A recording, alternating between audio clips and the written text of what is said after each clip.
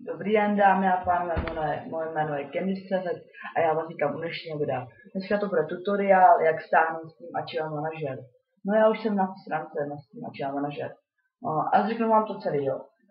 Prostě si napíšete normálně stránku seznam.cz, pak na tom seznamu dáte vyhledat a napíšete Steam Archive Manager seznam. Tam se vám objeví Steam Archive Manager, tak ho dáte stáhnout. Pak se vám objeví taková kolonka.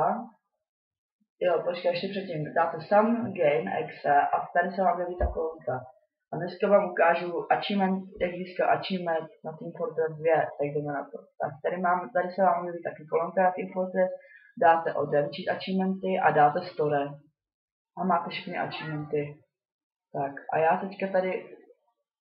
teďka tady zapnu TF, ho mám minimalizovaný. To už si můžeme všechno vypnout.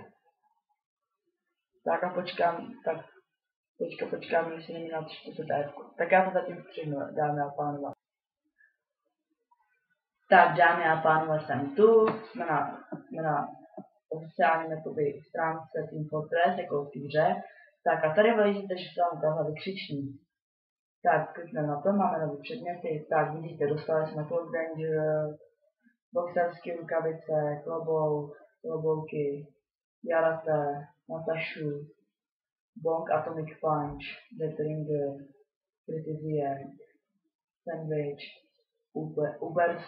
Ubersaf, Ambassador, Perion Google, Halloween Sky, Claregan, tohle, Razubar, tohle, krásně.